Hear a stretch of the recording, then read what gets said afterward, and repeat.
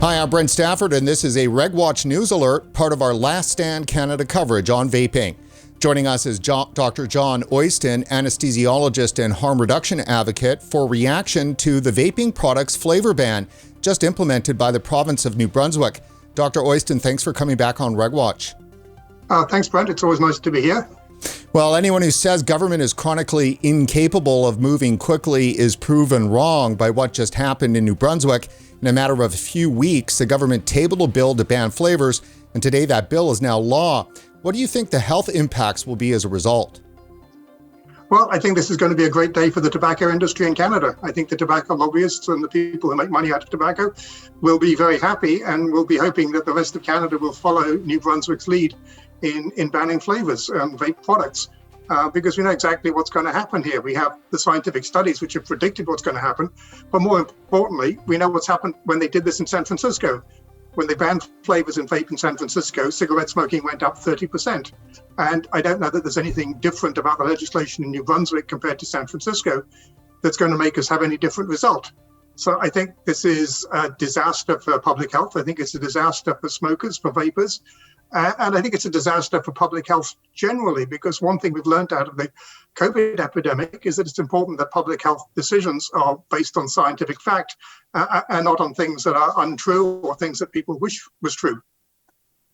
So, I mean, obviously, the question is, could this lead to more disease and death? I think absolutely. There is good evidence that cigarette smokers who switch to vaping have less lung injury, less heart injury, less risk of cancer. Cigarette smoking is definitely way more dangerous than vaping. But the thing is that you have to make vaping attractive to smokers. And a couple of things that encourage smokers to switch from vaping to smoking, from smoking to vaping, is that in general it's cheaper. And one of the things that makes it more attractive is that it's available in a range of flavors. And there's clear evidence that flavors are attractive, certainly to teenagers, but they're also attractive to adults. And people think that all these dessert flavored things are aimed at children, but they're not. I can show you a chart which demonstrates that both people who smoke and people who don't smoke actually prefer vape in dessert flavors, in fruit flavors, in ice cream flavors. And it's better for cigarette smokers who are switching to vaping to use something that is not tobacco flavored. First of all, part of their motivation is to get away from the smell and taste of tobacco.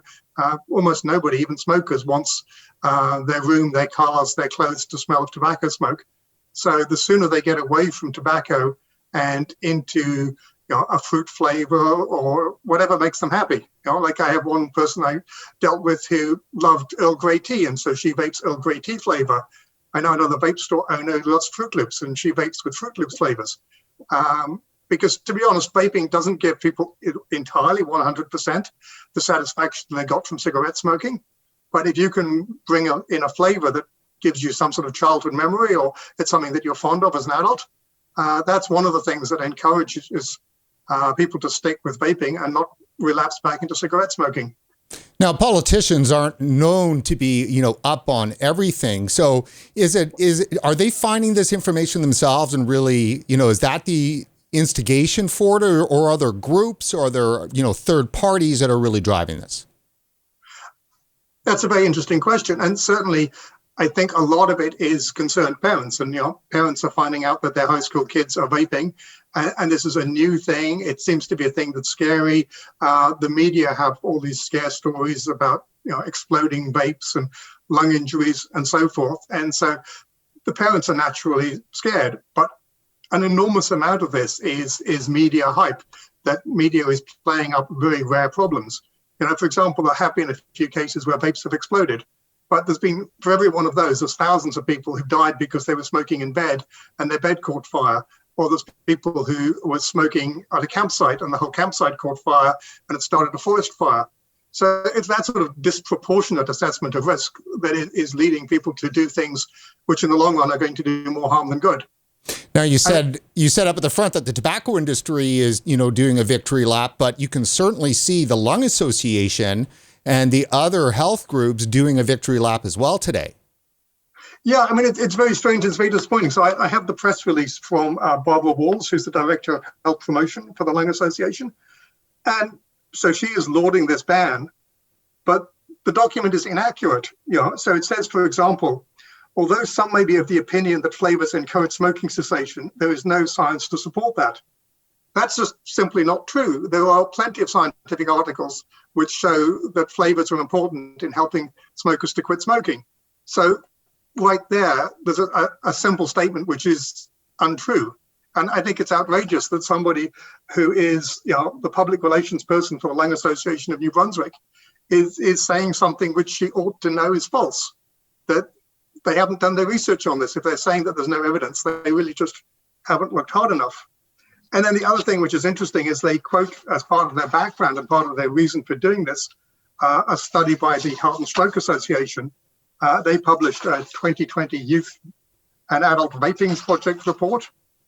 And so this is talking about, amongst other things, the risks of vaping. And again, it contains things which are just completely untrue. So, for example, it talks about lung injuries from vaping, and it references particular EVALI. So EVALI was something that happened in 2019, and the CDC recognizes now that this actually had nothing to do with regular nicotine vaping. This was due to THC vape roses that were contaminated with vitamin E acetate.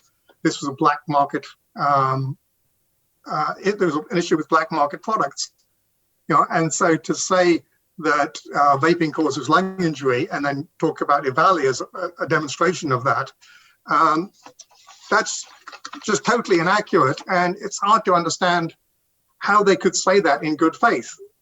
This is a report that came from November 2020, by which stage even the CDC in the States had long recognized that EVALI, although they've called it e-cigarette and vaping associated lung injury, has actually nothing to do with nicotine vaping.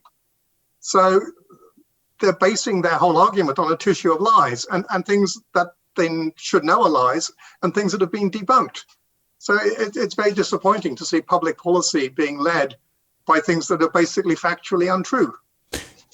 And what could be the ramifications of this? Obviously, as you said, once one province does something, well, this is number 2 now, because Nova Scotia, of course, decimated their vaping industry and left a lot of vapors, holding the bag, kind of, right, so to speak. And now that's happening in New Brunswick. And then, of course, Health Canada is right now reviewing a whole host of potential restrictions that could be just as devastating. Yeah, and certainly that's a very real risk, that this is something that might head all the way across Canada. And again, it's a shame because people aren't doing their research, because there have been studies. There was one in the United States asking people what they will do if flavors get banned. And in the United States, 38% of people said that they would mix their own flavors. This is a complete recipe for disaster. Like, if people start looking through their kitchen cupboards and say, oh, vanilla extract, I wonder what happens if I put that in my vape juice. Oh, black currant ribena juice, let's put that in my vape. This is exactly how you get problems. This is exactly how we got EVALI. It's from people just messing around and thinking, oh, we'll just play with this, right? And then in the States, 9.7% of people said if flavors were banned, they would return to cigarette smoking. And in the UK, there was a study in 2019 saying that 20% of people said that if flavors were banned in e-cigarettes, they would smoke more, and 10% of people said that they would make their own. So it's obvious that the flavor ban doesn't work. And I really don't understand that there's already a ban on selling and providing vaping equipment to people under 18, and 19 in some places, and 21 in PEI.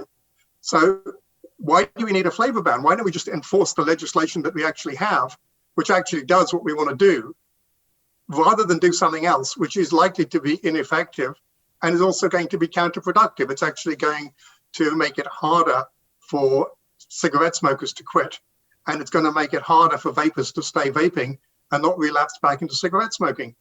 So the whole thing is it's crazy. I just don't understand how this can be happening. It's not based on science. It's not based on good public policy. And it's going to achieve the opposite of what people say they want to do. In the end, it's going to make more people more sick, because when it comes down to it, vaping is generally a reasonably healthy activity. I mean, reasonably healthy is perhaps the wrong word. Vaping is very, very much less harmful than cigarette smoking. And so we really need to be encouraging people as far as possible to vape instead of cigarette smoke. And at the moment, what they're doing is they're just thinking in a very lazy way. And I've seen this said.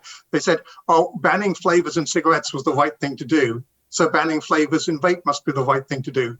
This is just stupid, lazy, knee-jerk reflex thinking, okay? Because the problem was, with cigarette smoking, we don't want people to smoke cigarettes. We don't want anybody to smoke cigarettes ever under any circumstances. So clearly, we want to do everything we can to make cigarette smoking as unpleasant as possible. And if stuff like menthol or any other flavoring in cigarettes makes cigarette more attractive, that's absolutely a bad thing. And people were correct to ban flavors in cigarette smoke. But with vaping, we have to be much more nuanced. We don't want non-smokers of any age to take up vaping, because vaping is more harmful than doing nothing. But we do want smokers to switch from smoking to vaping, because that's a huge public health gain. And in order to do that, we need flavors. That is part of the whole vaping infrastructure. It's part of what makes vaping acceptable. It's part of the reason why people find it so easy to quit smoking by vaping. And if we lose that, then we'll have more smoking. And when we have this target, we want to get to 5% smokers by 2035, then we need vaping, because without vaping, there isn't a mechanism that will get us to that target. Well, Dr. Oyston, thanks for joining us on this RegWatch News Alert. We'll have more from our interview with Dr. Oyston in a later edition of RegWatch. Stay tuned.